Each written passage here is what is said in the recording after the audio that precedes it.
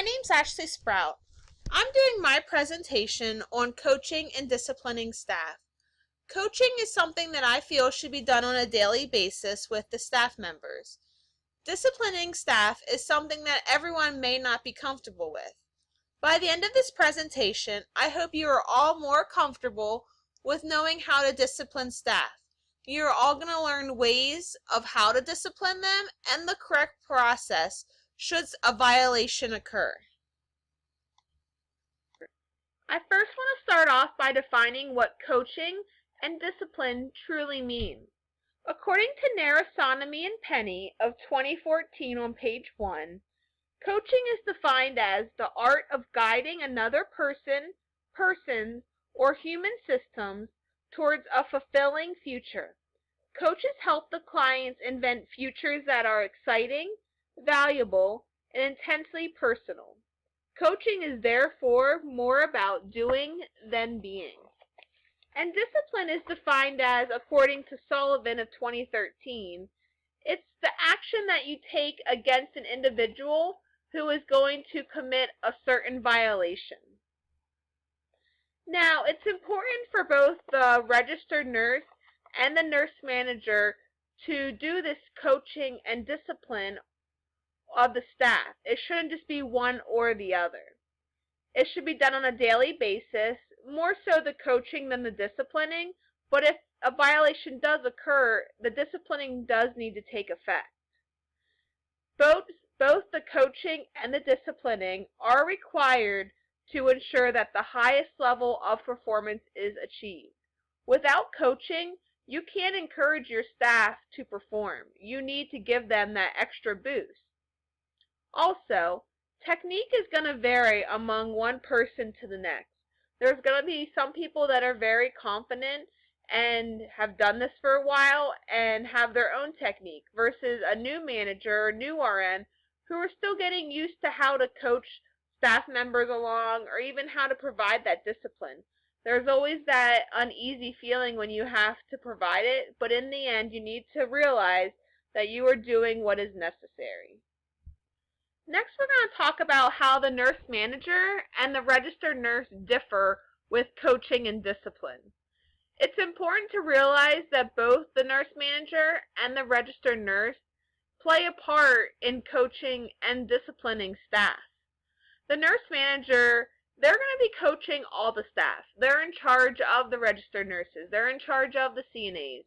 They need to really pull all of them together. The nurse manager is going to be in charge of the severe discipline. By that I mean they're going to be handing out the suspensions and the terminations for the violations that are very severe. These are going to be people who are repeat offenders. The nurse manager should also be developing programs for the staff who need extra assistance or need that extra coaching. It's going to be their job to develop these programs to make their unit stronger in the end. Finally, the nurse manager is also in charge for setting an example for the staff. The nurse manager shouldn't always just be in their office or dictating this or that. They need to be physically on the unit, putting in their own team effort. They should be part of the team. The registered nurse also should be coaching staff. However, they're going to provide more coaching to their nurses and also the CNAs. They're going to do a lot of coaching to the CNAs because in the end, they're in charge of them during the day. The registered nurses are also going to deliver the initial discipline. By this, I mean they can deliver the oral / verbal or even written discipline. These are for the first-time offenders, stuff that just needs to be making aware of. The registered nurses are going to report to the nurse manager. They're going to let the nurse manager know when something's not right and something needs to be put into place. They're going to work very close with them. And in the end, the nurse manager, or the registered nurse, they need to set an example for the CNA. They may not realize it, but these CNAs look up to them. The registered nurse is the role model for the CNAs on the unit. What makes up a coach? It's very important to make sure that you have that relationship among the staff members. You need to show them that you care. You also need to be an example for the staff. You need to be out on that unit, showing them that you are part of the team. Otherwise, they're not going to look up for you for advice or think of you as a coach. Yes, working in the medical field, every day is different. You never know what's going to happen. But in the end, you need to keep your staff on track. You need to provide that stability within the unit. You also need to offer feedback. Nothing's more important than letting the staff know how they're doing, what they're doing wrong, but also letting them know what they're doing right. You need to encourage learning. You need to make it a fun environment. Everything that you teach them can be a learning experience one way or another. And also promote what you believe. Promote what you feel so strongly about. Nothing shows them more that you care than your attitude and the way you come across whenever you're delivering the stuff that you're coaching to them.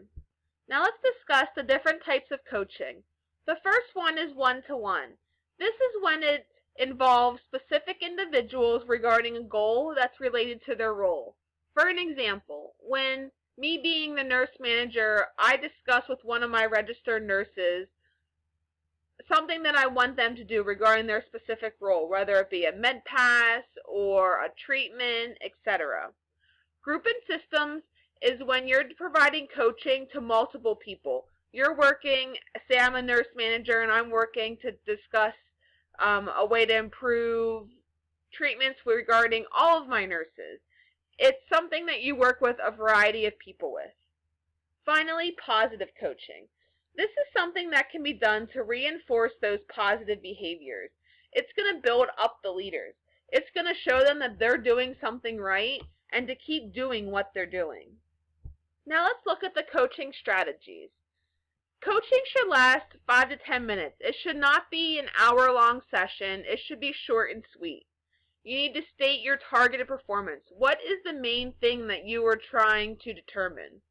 You also want to tie the problem to the consequence. There's no reason just to state the problem without listing what could happen. You need to show both sides of it.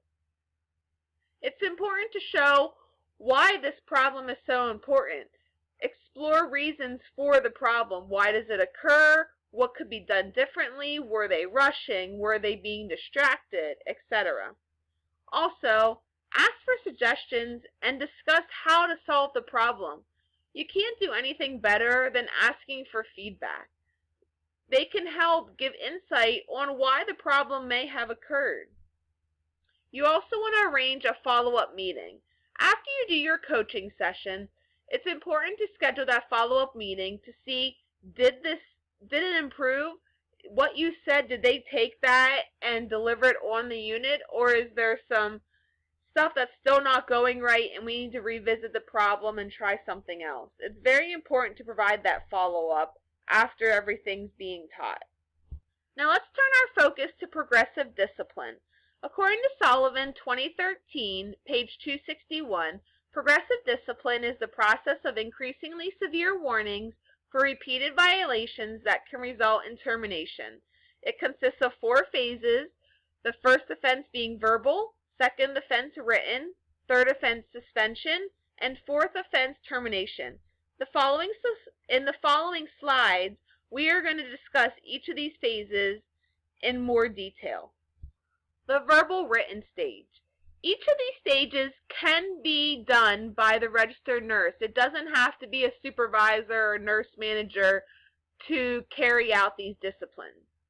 Your verbal discipline is your initial phase. This is the first type of discipline that's going to occur.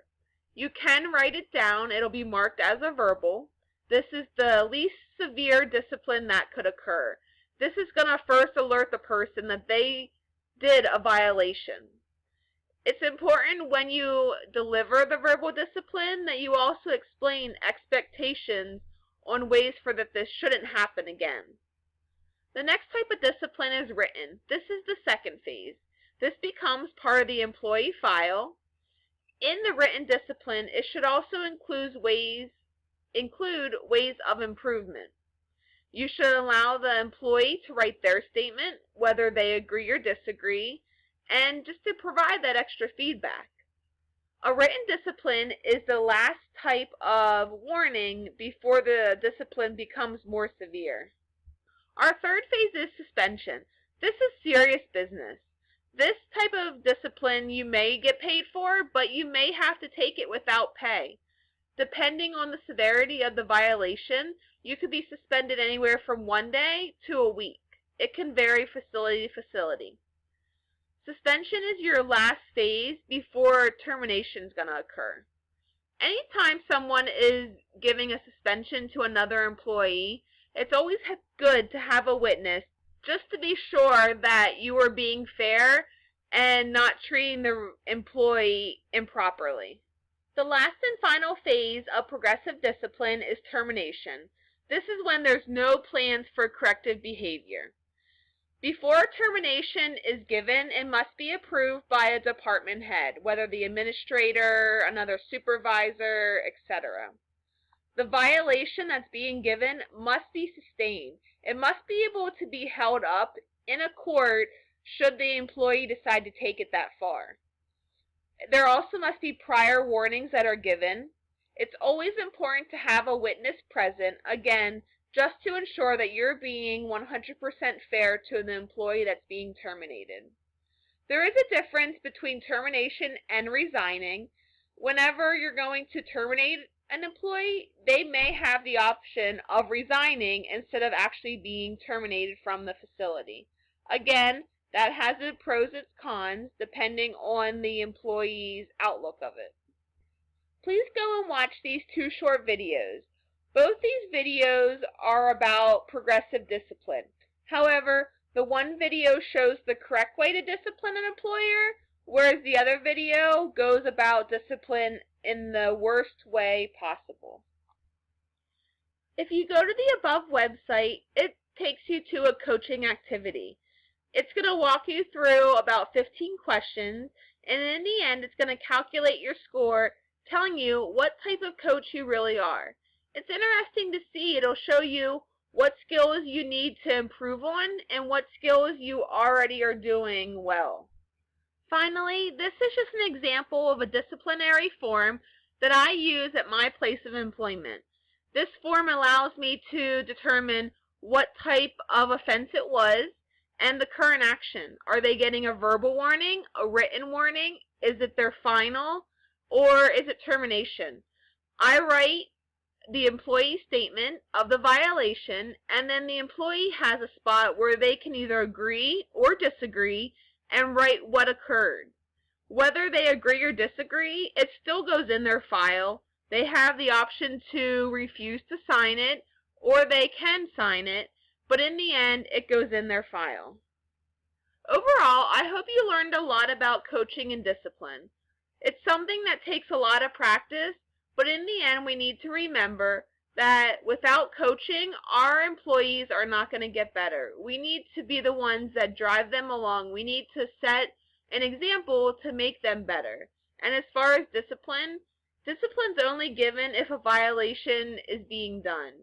We aren't disciplining just to be mean or for something to do. We need to, in the end, look out for our patients and ensure that they're getting the best care possible. It's not something easy to do, but you need to be confident and realize that you're doing it for the right thing. I hope you all learned a lot about coaching and discipline, and I'm anxious to see what you think about the activities that I provided within. Thank you.